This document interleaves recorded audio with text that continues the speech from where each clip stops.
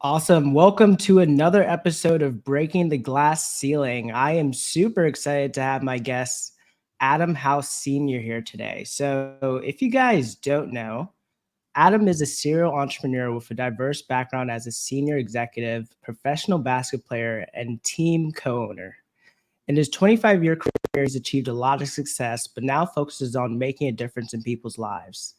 He's founded multiple companies and had numerous successful seven-figure exits, and his track record and experience have allowed him to take those skills and create a business helping entrepreneurs do the same thing. Adam isn't just all about business, though. His strong values and his faith in his family have strongly impacted his professional achievements.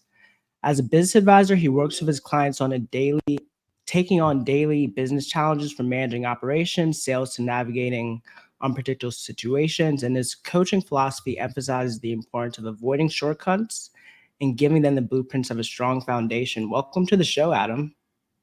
I'm really excited to be here.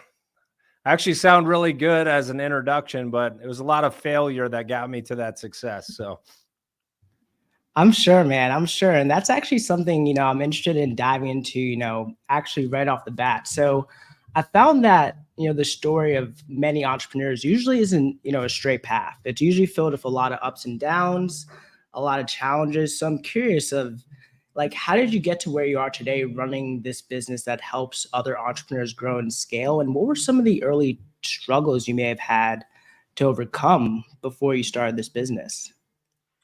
well, when you say early struggles, I'm still struggling today. So if you're not struggling in business, you're not growing. And so that's really just the first step that any entrepreneur can do is to have the right mindset. You go to the gyms, they're packed, people are working out. What do you do when you go to the gym? You work out, you break down muscle.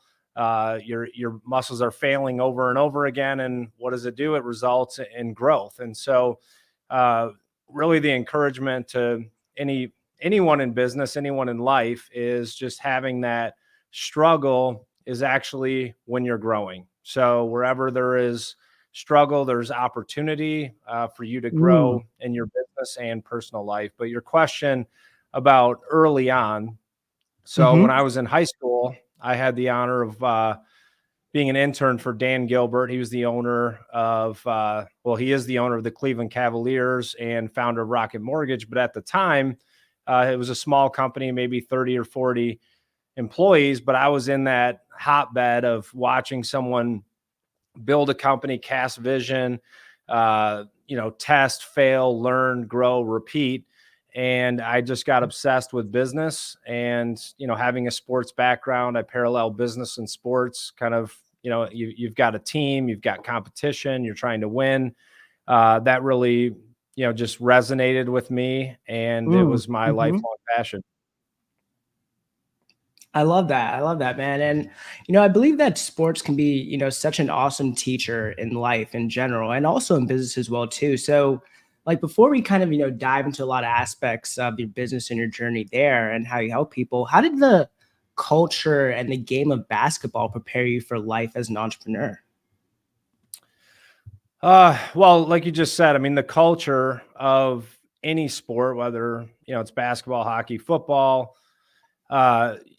you're an individual, right? And you can only go so far by yourself. And so you have to work with the people around you and recognize what skill sets they have and how to, fit them all together. So working within a team environment, and most importantly is the accountability, discipline, and preparation that it takes. So I always tell people the worst decision in life is to not make decisions.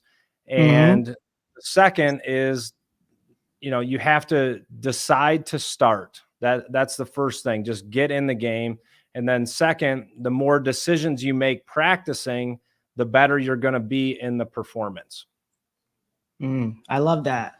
I definitely agree with you there, Adam, because, I feel like that aspect of making decisions can be so hard for people because it's when you're making a decision, you're also cutting off any other option that you may have at the moment.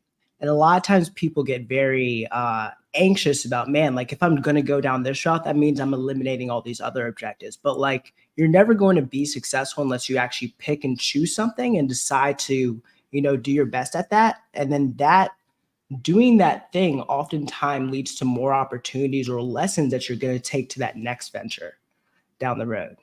That's what, Oh, it's 100%. And you notice I didn't say you have to make the right decisions, right? Mhm. Decisions give you feedback, and uh, that information helps you make better decisions down the road. So when you're starting a business, look, there's a lot at stake. You probably took your last $100, you could empty your kid's college fund, you maybe started on a credit card, and you're Yeah. nervous and you really don't know what you're doing. You have to admit, I don't know what I'm doing. So test a lot, but test in small increments so you don't bankrupt yourself, and because you can't run a business without money. So how many things can you test? What can you learn from it? And then lean into the things that are working for you. Yeah, absolutely. They were great points.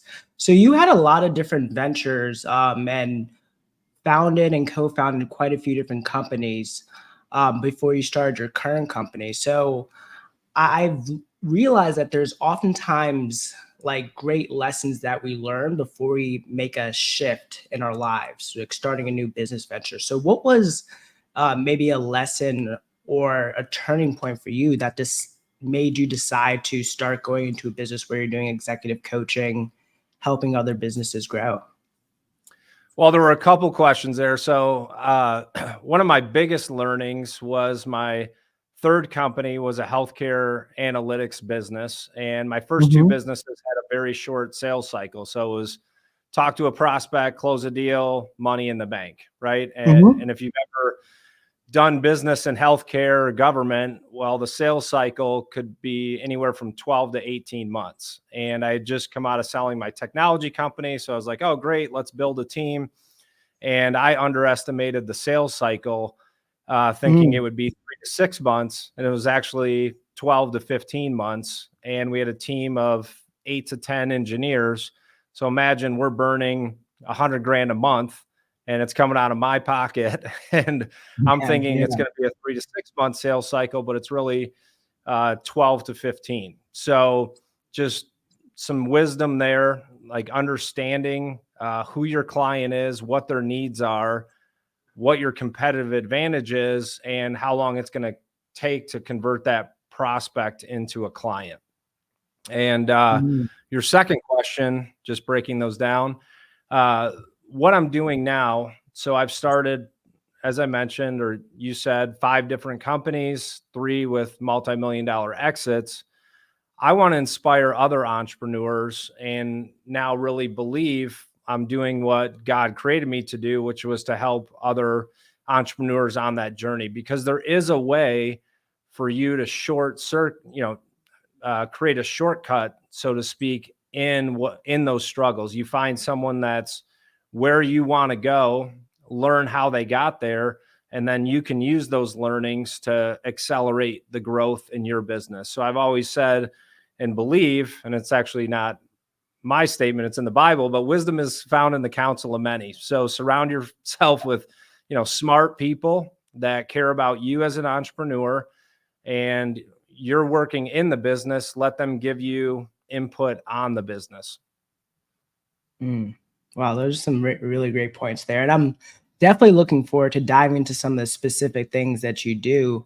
But I'm curious, like, as in starting these different businesses or even like specific businesses that your company may work with, are there like qualities that you guys will typically look for in a business or particular things that you find to be valuable um, in investing in a Yeah, I business? mean, I'm definitely not a fit for everyone. Yeah. So if you're not committed and Mhm. open to feedback, and then our coaching and advisory services, it's not a done for you model. Like Mhm. I'm not going to run your business. I'm not going to lead your team, but I'm going to coach you and advise you on what you need to do in order to be successful. So You have to be open to constructive feedback, accountability. I'm going to hold you accountable. That's where the sports plays in.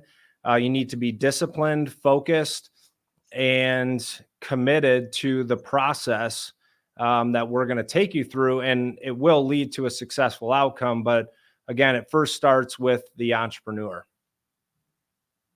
I love that you mentioned that, Adam. That aspect of being coachable, I feel as though a lot of entrepreneurs usually have gotten to where they got because they were great leaders of themselves. They went out and they strove to, push themselves to do different things. They may not have been the best of authority in their lives, so that's why they went down the path that they did. But it's so important to also learn to be coachable as well too, because we can only go as far as our vision is going to take us at the end of the day. That's Well, so. yeah, Mhm. and it's interesting because I wasn't very coachable. I learned in the environment, but I'm a college dropout. I never wanted to do what people told me to do. I wanted to do what I wanted to do. But I found Yeah. my passion in loving growing and scaling businesses and competing and winning. And so I knew I had to take advice. I found people that were where I wanted to go, and I leaned into learning from them. So it's kind of a double-edged sword, or there's two sides of the coin, because a lot of entrepreneurs, they want to buck the trend, right? That's why they don't Mhm. work at the local bank.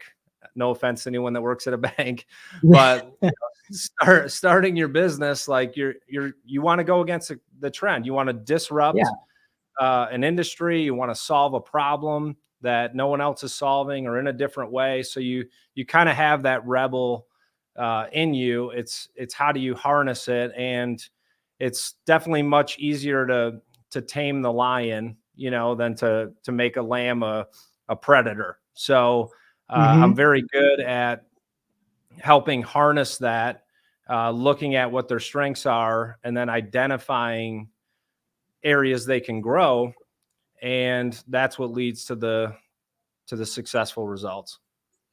No, that's awesome. And that's something you and I definitely share in common. I was also a college dropout as well there too. Fresh, what um, year? so I dropped out of college in 2013.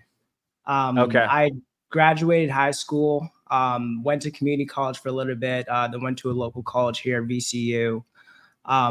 Was going to go down the medical path, but then realized I had a couple different events. One, unfortunately, my father was diagnosed with cancer. And then I started realizing that there's a lot of different things that people unfortunately don't know about their finances. So that's why I got into the career I'm in now. I realized I could really make a bigger difference. I believe that as an entrepreneur, you're really able to have much bigger difference on your community because you're leading the charge and often um, you aren't subject to different types of institutional rules and things that may like keep you from actually making impact. So that was a little bit about why I started the career I did. So I'm curious though, because you've started a lot of different companies, and oftentimes there are usually things that are similar, or usually commonalities between companies that grow, and commonalities between companies that don't find success. So, um, what do you feel are the most common issues that prevent companies from having consistent growth over time? So your first part of the question, which was, are there patterns in business? And if you look at my Hmm. career, I didn't have a specialty in any of the businesses that I've started until now, coaching entrepreneurs. But there's different patterns in business. There's pattern Hmm. recognition. uh, what is there's different pillars that I'll focus on. First identifying what's your competitive advantage. Why are you different than the people that you're competing against? The second is, what is your go-to-market strategy? Like, how are you going to get people to see your product, see your business? I'm sure you're going through this now with your podcast. It's like, oh, I've got great content, but no one's watching it. So like, Hmm. these are, how do you get people to see what you're doing? But out of the gate, what's really going to make you successful with your business is having focus. There's a lot of Mhm. different ways that you can approach the business. There's a lot of different products that you can have. When I coach technology companies, it's usually an engineer that has a great idea, built a great product, but they're letting perfect getting in the way of good enough. So I tell Yeah. them, get your product to market.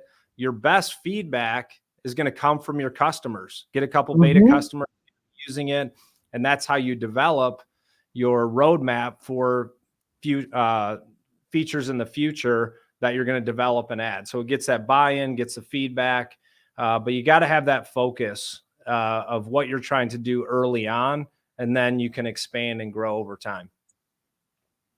Yeah, that is so true. I was actually, it's funny because I was having a conversation with my brother about this as well too, and I oftentimes will talk to my clients in that, if you have delay, or if your focus is all over the place, you're only going to have scattered results at the end of the day. Like, it's so important to be able to focus on one thing. Like Gary Keller wrote a great book, The One Thing, and he talks a lot about how in order to be great at, you can be great at anything, but you can't be great at everything. So having a niche within your market, like actually making sure that you are not focusing on 5 or 6 different types of products or 5 or 6 different types of avatars, is so important to have success. And then as you grow and become stable, then you can like horizontally scale or vertically scale. But oftentimes people are, doing those things too early on in business. So do you feel like businesses can like grow too fast as well too? I didn't pay you to ask me these questions, did I? So this is like I'm on a sales call getting someone to work with us. So the uh you notice my last name is House. So, we talk about building a strong foundation, right? Mhm. And you have to get that foundation. So to answer your question, you can grow too fast because you'll miss things along the way that will affect you significantly over time. So if you're exiting your business, 3, 5, 7 years later, the mistakes that you make early on, if you don't have the right corporate structure, if you don't have a good financial model, if you don't have a good plan to accelerate growth in the business, that can cost you millions of dollars on the exit. Mm. Okay, so it's really about setting that foundation to make sure that you are hitting, really making sure that you are creating a business that's actually going to be able to be successful even in a transition point, even after you leave that business. It's stable enough to Yeah, have some, in our yeah. our program, we call it exit ready, and it Mhm. doesn't mean that you're exiting your business now or 6 months from now or a year from now, but it's really having that mindset and discipline that if someone came and knocked on your door today, are you ready to take the offer? Mm, I love that. I love that. And a lot of businesses or a lot of business owners usually just aren't focusing on those things. They're usually thinking about, how can I, increase revenue? Not like, rarely do businesses even have an exit plan at the end of the day. So that's That's something right that's on. so I think. important to think Yep. about. So I know you've talked a little bit about your coaching philosophy, but how would you say it, differs from other, executive coaching plans or executive how do you feel like your philosophy differs from other executive coaches out there? And what are some of the strong things? And you have mentioned a couple of them, but yeah, but what are some of those things that you feel like you guys focus on that separates you? We're coaching or advising from real world experience, right? Executive Mm. coaching is kind of new. It's been around for a long time, but it's really more prevalent in the last 5 to 7 years. But what I see from executive coaches out there is they've never run a business. And it's part of Mm. the reason I dropped out of college my freshman year. I'm sitting there, I'm like, this guy's telling me, all these different things, and he's making 80 grand a year. Like Yeah. that's not what I'm looking for. Right. So I say, those who can do and those who can't teach. And so we're Mm, coaching real world experience. We've been in a vast number of industries. We understand the different patterns in business. We understand the different market cycles. And most importantly, I understand the entrepreneur. I understand what it's like to be up at 2 a.m., sneaking your laptop into your bed so you don't wake your wife up, looking at, yeah. hey, do we have enough money for payroll tomorrow? How are we going to pay our bills on Friday? So every entrepreneur does need some sort of advisor, coach, whether it's paid, whatever. Um, I encourage people to always pay for advice, and whether you're paying me or someone else, but when you pay, you have an investment in it, right? And Mhm. advice is only worth, really the source of where it's coming from and what you do with it. So if I'm paying you $5,000 a month as a Mhm. coach or an advisor, I'm invested in the advice and guidance that you're giving me to run my business. And then I know next week, so we have a call today and you're like, Adam, you don't have a good go to market strategy, or you don't know your competitive advantage. There's that accountability next Friday. You and I are going to have a call and you're going to say, hey, what's your competitive advantage? Did you work on it? Are you following through on the things that we talked about? So paying for advice is really a phenomenal investment, because you either pay with money. So I can pay you 5,000 a month to hold me accountable, uh, teach me what's made you successful, or I can pay with my time and try to figure it out on my own. So you're going to pay one way or the other. Yeah. That's a really great point there. I always say that it's either gonna cost you time or money. Depends on which one you Right. value more. Exactly. I love that. I love that. So, I'm curious, like, I am sure, especially early on in your business, you had to make a lot of decisions about, who were you going to bring onto your team, who you were going to, allow to coach and mentor you, and who are you going to continue to build those, professional relationships with. And I've noticed that a lot of people oftentimes will struggle with, like, okay, who should they be making those connections with? So, are there specific qualities that you use to discern when you're making a new connection and saying, "Hey, is this someone I should get into business with?" Or this is someone that I want to mentor me and I want to be cognizant of these qualities of this person before I start that relationship?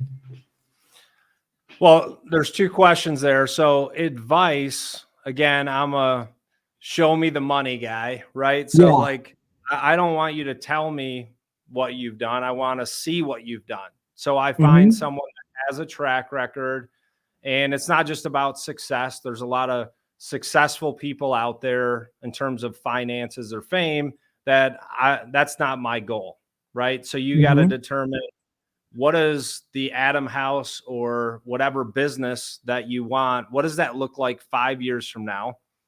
What's someone that is in that place or has accomplished what you want at that time? And for me, it's more of a holistic approach. I'm not just about money or winning, but do they have the character?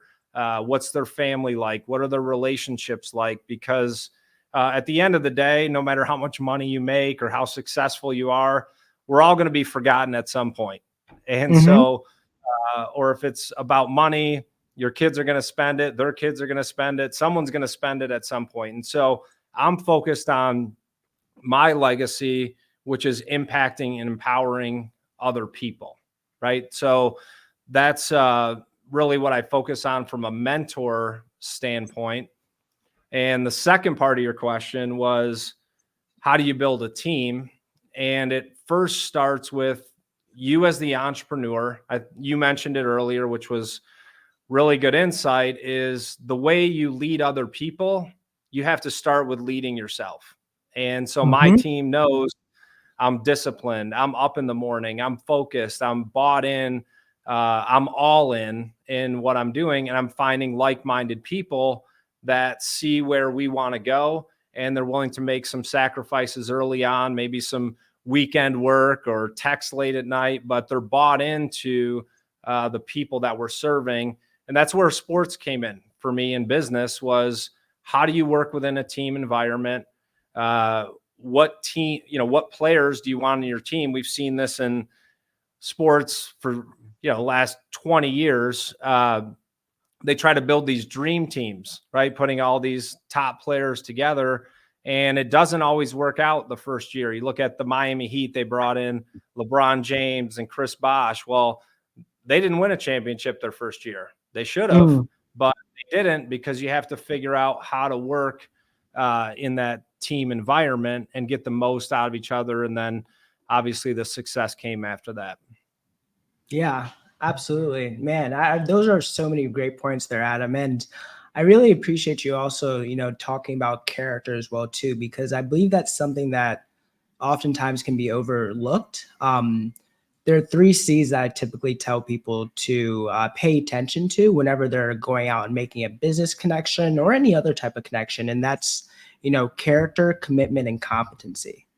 Frankly, most important thing, you can't do good business with bad people. You have to always pay attention to what those values are that person is upholding, who they are at a personal level, even outside of their business as well, too, because all of that is going to impact your overall relationship with them.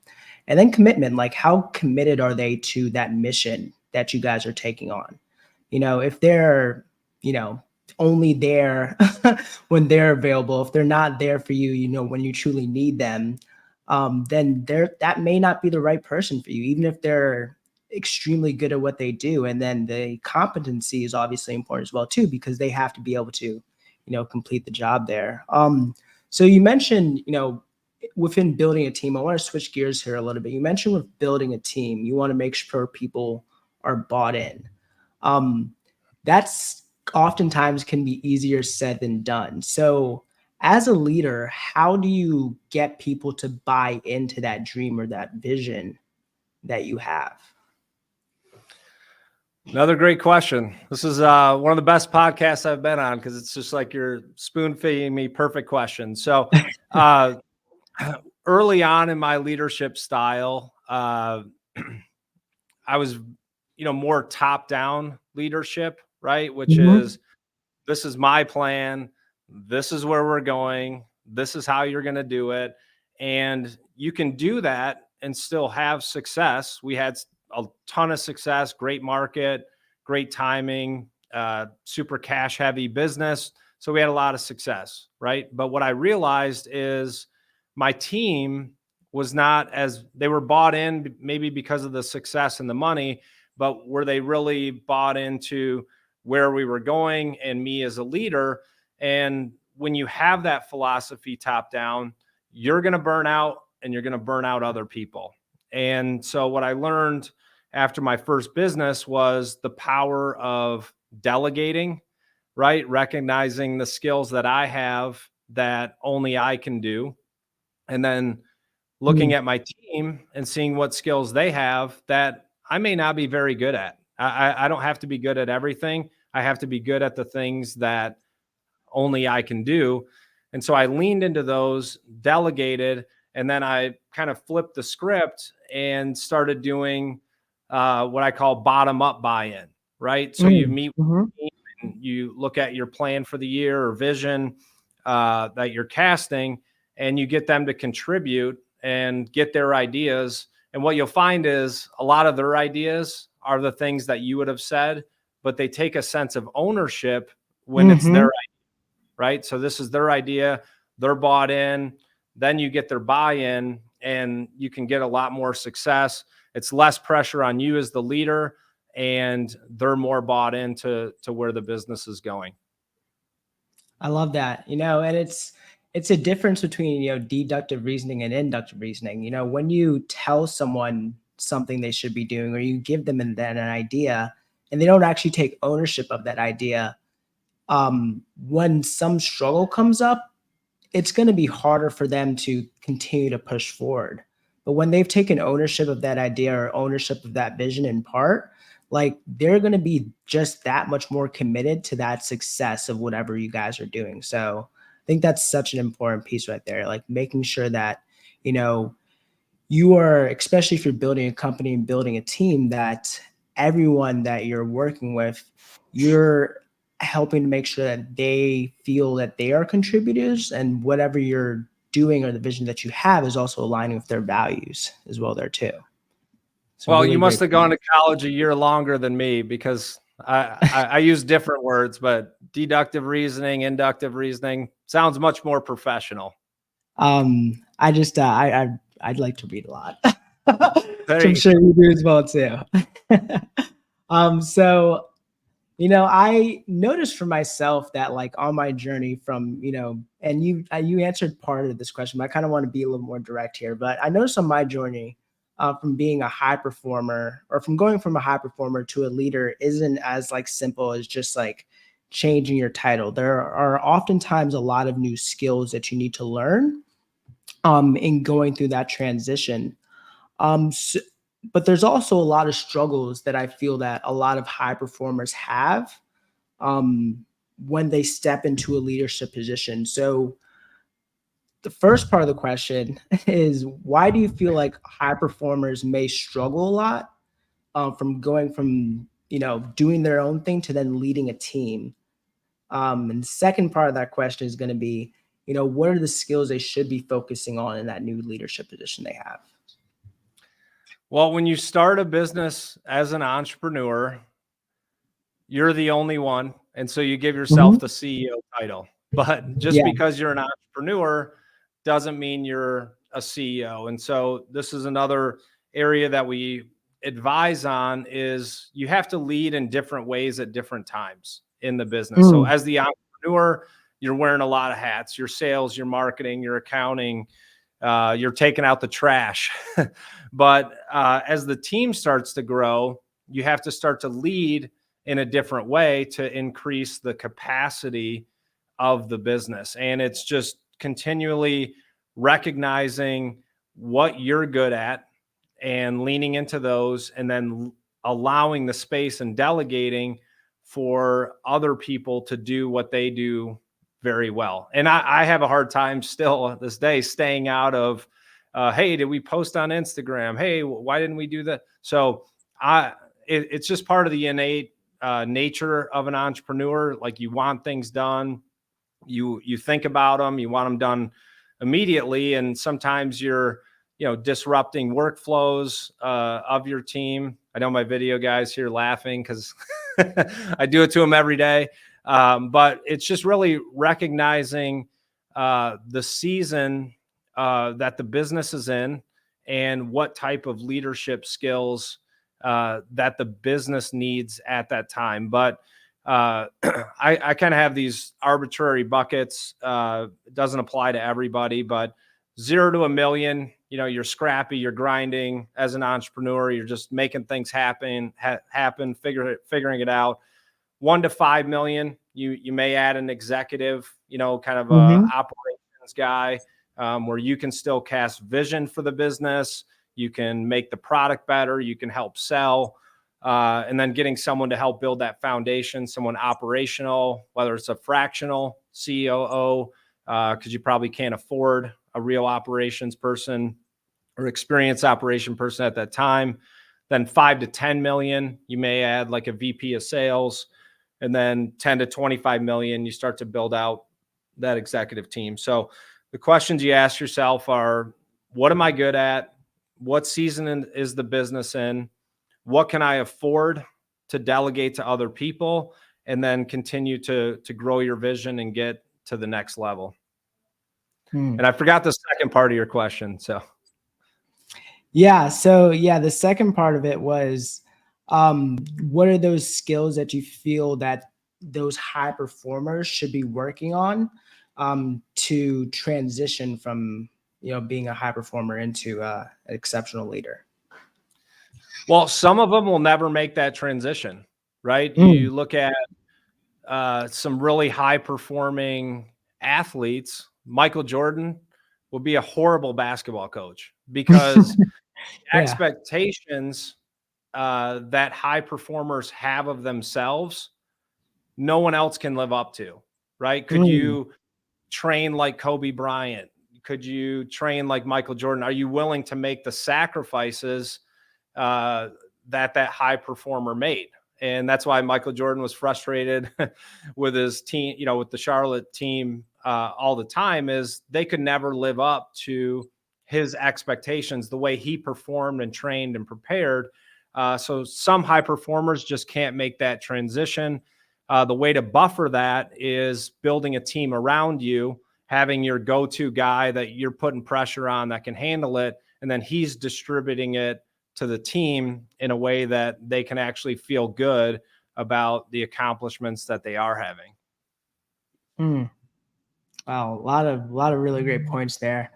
So you mentioned a couple of things within your leadership journey.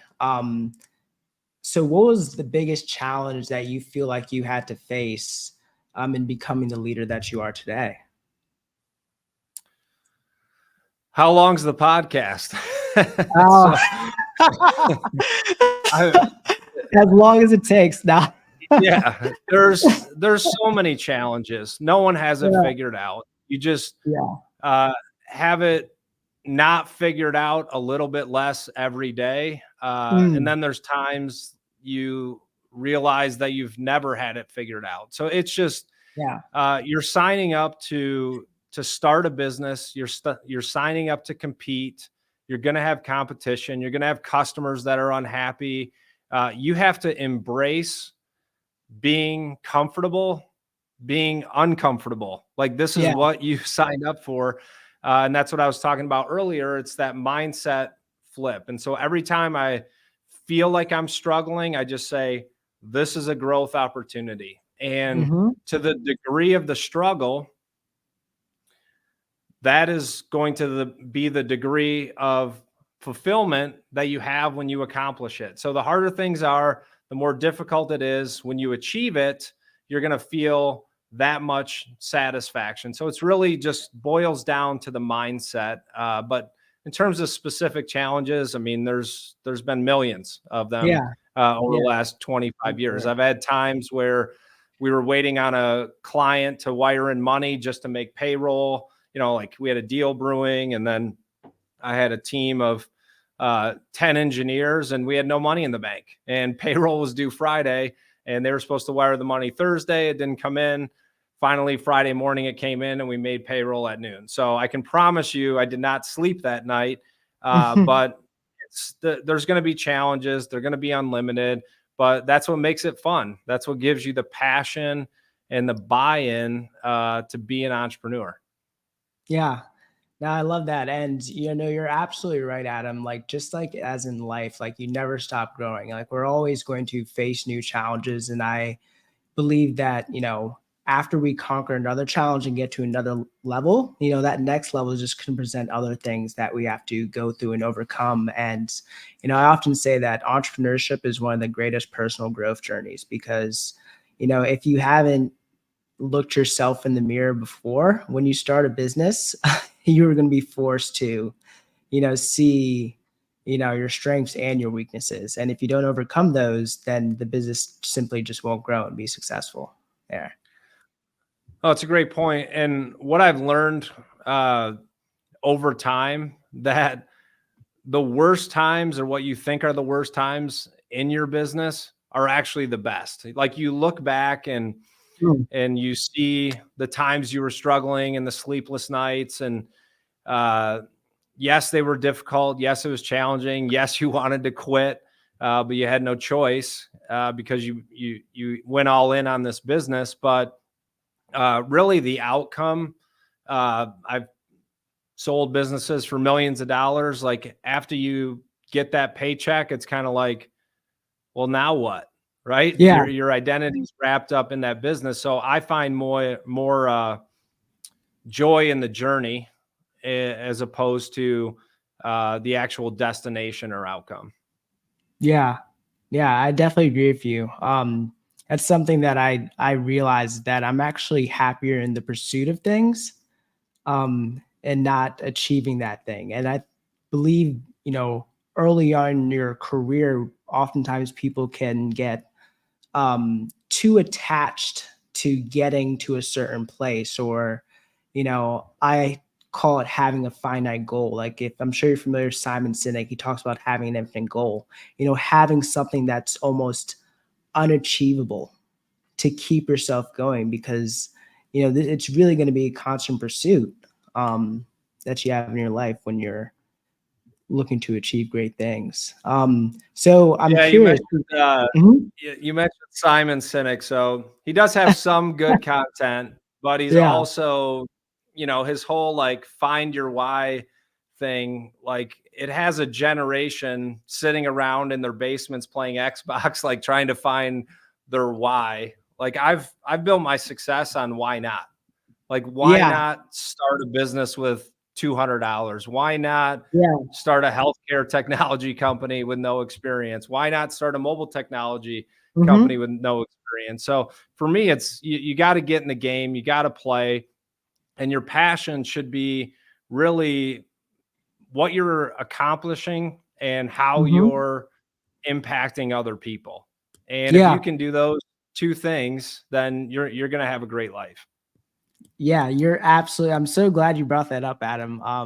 I'm probably in that generation that you're talking about. I am, I No am that offense. No, I millennial. didn't mean to say No, it. not Yeah. at all, Yeah. not at all. Because the reality is I see it so often. Like, a lot of times people are like, man, like I want to find my passion. I want to find my passion. They're like, do something for 2 weeks and they're like, I'm not passionate about this. I need to do something else. And I realize that you're never going to find your passion. You have to, like, you're gonna do something and you're gonna become passionate about it after doing it, and that's going to take time. It's like playing a sport. Like, you're not going to figure out the perfect sport to play sitting on your couch. You got to go out there and play different sports and you're going to find some that you're good at. You're going to find some that Right. you really enjoy, but you're not going to, like, you don't figure things in life, in the theoretical space. You figure it out in the practical space.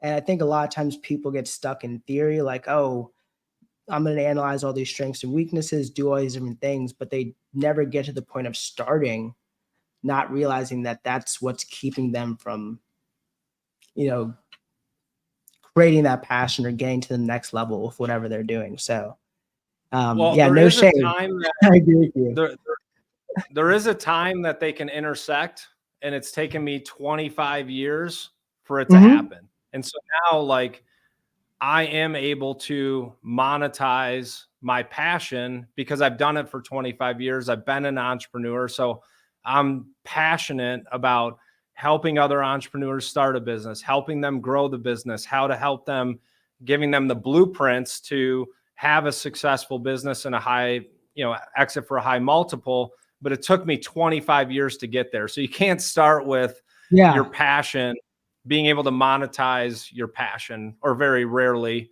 There are, people that have done it, but it's getting in the game, learning, getting feedback, and then Hmm. there is potentially a time that you can monetize your expertise and passion. Yeah. Yeah, absolutely. And, a great point there that you alluded to a bit is that, oftentimes people are comparing their chapter one to someone's chapter seven, right? You can't look at someone that's been doing something for, at this point now decades and be like, why don't I have the same type of, drive? Why might not I have all these same things? Like, you have to go through the process, and fall in love with that process and allow yourself, give yourself the time to get there instead of trying to, like, I have, it's great to achieve things in a fast way, but also to, like, be patient with yourself, because some things just take time to develop. um so one of the things you talk about is aligning your personal and business objectives and embracing the inherent risks behind that. So what does that, mean for you? And then second piece on there is, what impact do you feel like that has when someone does that? You got to slow down. I'm a college dropout. I can't do two questions at once. Come on, man. Okay, okay. One question. Let's just, What is, yeah. yeah? What does aligning those values mean for you, bro? No, I'm joking. The first part of that is really recognizing what season of life you're in. So you Mm, look at, mhm. when you're when I was 19, started my first business. I had no responsibility other than rent payment and trying to build a business. And so I Mm-hmm. could go all in 24/7, 365, which I did. And I was able to bootstrap a business and have a successful exit over time. I've been married now for 20 years. I've got 4 boys. So I have to realize if I'm leaning into a business, well, that's going to take away from my family time. Am I willing to make that sacrifice? So am I willing to gain in my business and spend less time with my family? Or do I want to have more time with my family and build a lifestyle business? There really isn't a right answer. It's up to you as the entrepreneur, though, to have the self-awareness. What type of collateral damage is going to happen in one area when I'm leaning into another? And that's okay. Not everyone has to build a multi-million-dollar business. If you're happy with making a couple $100,000 a year, you got your nice vacation, you belong to the country club, that's great. You can do that. Other people, they want to change the world. They want to disrupt an industry. Well, if you're leaning in at that level, then that's going to impact the amount of time you can spend with your family. And then also the collateral damage to yourself. So I've lived a high stakes, high pressure life. Mm-hmm. Fortunately, I'm in good shape and good health, but the level that I've had to run at times, most people can't do or couldn't do. So it starts really with that self-awareness. No, that definitely makes sense. Like you want to find what really works for you. So, in regards to specifically having like a high performing lifestyle, high performing business, achieving things that not many people are able to do. If someone's in that position where they're like, hey, like I know that I want to be able to achieve these great things, um, do you feel like you have to have a period in your life where you're like fully focused in on the business and almost, ignoring a lot of those other personal aspects, like making those sacrifices? Or do you feel like people can not make those sacrifices and still achieve a very high level of success? I'm sure there are people that have been successful without a lot of work. But what I learned over time was communication is very important with Mm-hmm. my chief home officer, my wife, just saying, okay, I'm thinking about starting a business. Are you on board? And she knows over time, okay, that means more responsibility on me with the house, less time with you. But what I do is I just try to make our time more quality. So it's Mm-hmm. less quantity and quality. And my older 3 are teenagers. They've kind of got their own thing going. So again, it comes down to that self awareness. If you have a family, just communication and Mm-hmm. recognizing what it is that you're signing up for. But building a business is hard. Yeah. Most businesses fail. I think 80% of them that start fail. Mm-hmm. So you're signing up to do something difficult. So if you prioritize and control your calendar somewhat, you're able to make that time in other areas more quality versus quantity. Yeah. No, that's so true. And I really appreciate you also mentioning the communication there, because I believe that the lack of communication or miscommunication is the root of all problems in relationships. And, as we communicate with people in our personal lives, with our clients, with anyone we're in a relationship with, it's always important to, manage expectations and set, intentions as you're doing those things. I want to switch gears again here a little bit. As we're getting towards the end of the show, I'm curious for you, Adam, like you've invested a lot of your time, money, and energy into businesses. But overall, what is like your investment philosophy? Like, are there particular things that you um, look for when you're making investments, like with your money, um, inside businesses or even outside businesses? Like, what is like your overall investment philosophy when it comes to, how you decide to utilize, your capital? In terms of investments, so if you're referring to the stock market, when the Yeah, waiter's yeah. talking about day trading, I'm selling everything I have. So like when the market's happy, I'm a seller. And when things like COVID happen, like I couldn't write a big enough check Yeah. to my financial advisor. Like it, if you're betting on the world ending and you're right, it doesn't matter because it's over, right? Yeah. So Yeah. I was like, I'm going all in. They're not going to shut down the world. We're not going to wear masks forever, and we're not going to be locked Mhm. in our houses. So I couldn't write big enough checks during COVID. And then when everybody's happy and things are good, I'm getting a little more cautious, but really trying to time the market or investments is one of the worst decisions you can make, because most Absolutely. investors, by the time you hear about the news, like the trades have already happened that matter. So you're Exactly. just buying, leftover yesterday's news. So I'm a long-term investor. I Mhm. believe in just consistent investing over time will build substantial wealth. Yeah, absolutely. Awesome.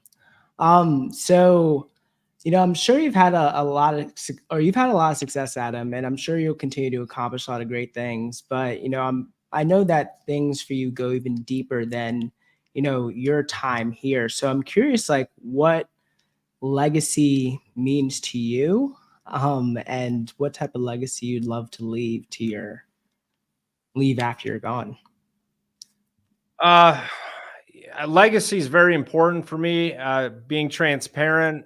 My parents got divorced when I was 10, so Mm, my dad wasn't around, and that left a big impact in my life, a big hole, a big void. And I wanted to make sure that I was a present father. And God gave me 4 boys, which is an amazing gift, but it's really never been about leaving them an inheritance of money, mm, because as I mentioned earlier, mhm, at some point, some generation's going to blow the money. And if my kids didn't earn it, then they don't know how to manage it. And really, mm, the worst mhm. gift you can give someone is something that they did not earn.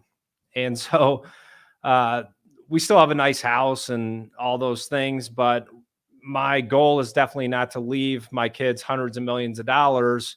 And you see this even with Warren Buffett and Mark Zuckerberg. They're not leaving anything to their families. Imagine being an heir to their inheritance, and everything's being given away. So for me, it's really about character, how I'm leading my family, how I treat my wife, how I raise my kids, the disciplines, the values, the accountability. And they're not perfect, and they're they're sick of hearing me as well. I'm sure, but I know those seeds are in there somewhere. But it's just creating a culture of serving other people, having good character, having integrity.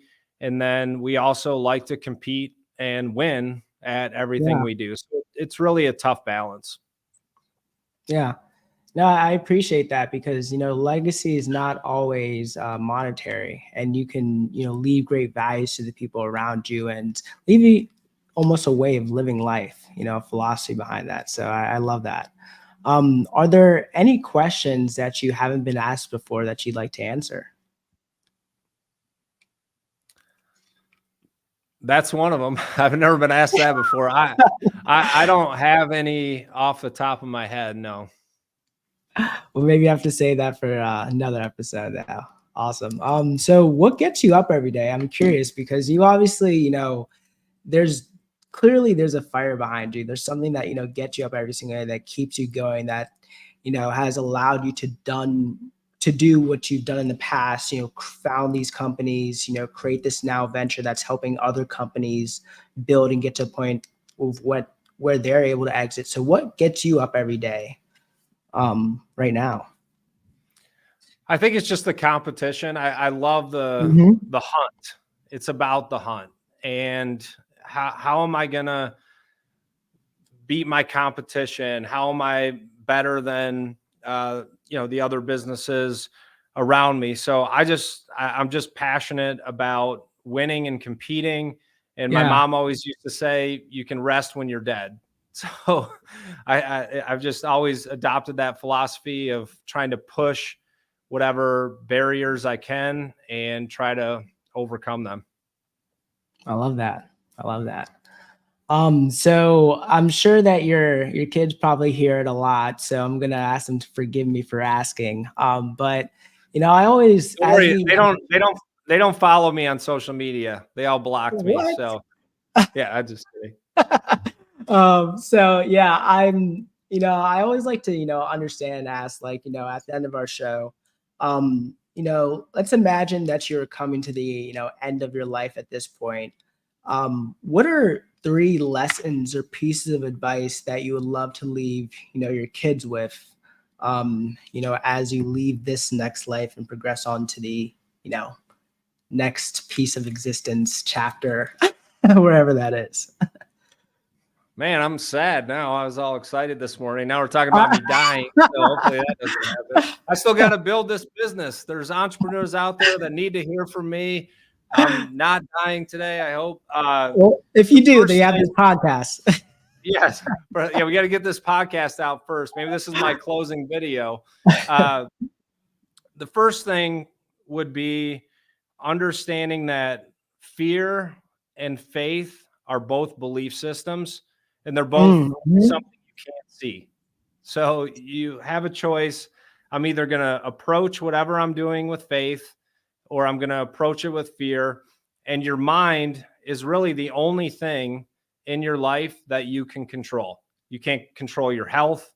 You may get sick. You may get hit by a car. You can't control your finances. You may invest in a stock that you have no control over. You can't control your surroundings, but you can control your mindset. So the first thing Mhm. would be faith and fear are both belief systems, and it's up to your mind how you approach whatever it is you're trying to do.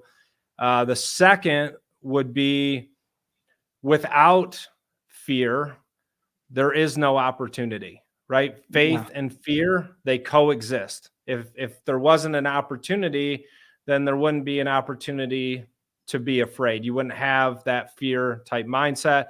And then the third would be it's never yesterday, it's never tomorrow, it's always today. So living in the present, being focused on where you want to go, where you are now, and how you're going to get there.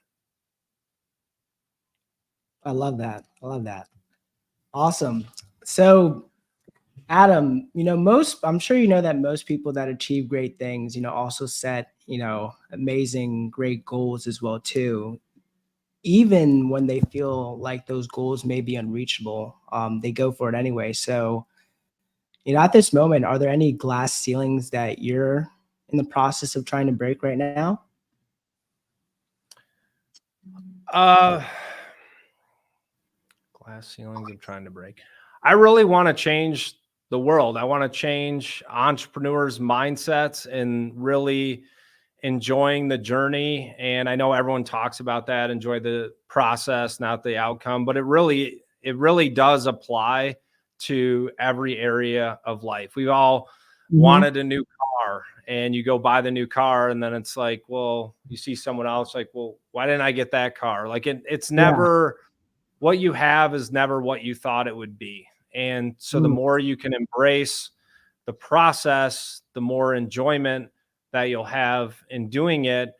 And I'll follow that up with you have to have a destination, because if you don't know Mhm. where you're going, you're just grinding. Like I see these people posting on Instagram, oh, I'm grinding. It's 4 a.m. I'm in the coffee shop and no one's here, but they don't even have a business or a destination. They're just working themselves. So when you grind and Yeah. grind and grind, you're just going to end up as a pile of dust. We Mhm. really get entrepreneurs focused on where are you now? Where do you want to go?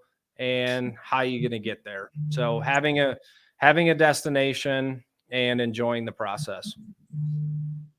I love that. Man, this has been absolutely awesome. And I am looking forward to also congratulating you, Adam, when you do make your large impact on the world. So definitely keep me posted there. Um, If I'm still alive, right? Maybe this is my legacy being on your podcast. So here we go. if something happens to me, you got to distribute this everywhere. I will, my friend.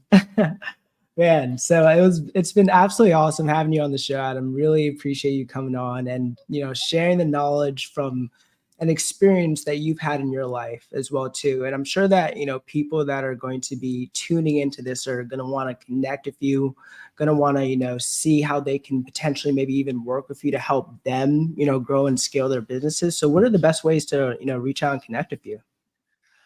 You can go to my website, which is adamhousesr.com, adamhousesenior.com. You can find me on LinkedIn. And this is what separates me from a lot of the people on social media is you can actually Google me, and I've had success before I was on Instagram. So Ah, everyone now you get an iPhone and a microphone and a picture of you in front of a jet. You're a millionaire entrepreneur, and people will pay you thousands of dollars to coach them. But I've been doing this for 25 years. It's a proven track mhm. record, and I'd love to help and work with any entrepreneur business that's looking to grow, scale, and exit for a high multiple. Awesome. I love it. Well, guys, don't hesitate. You heard it on Breaking the Glass Ceiling. If you want to, take your business to the next level, don't hesitate to reach out to Adam. So really appreciate you coming on to the show again, and we will see you guys soon on Breaking the Glass Ceiling. Thanks for having me.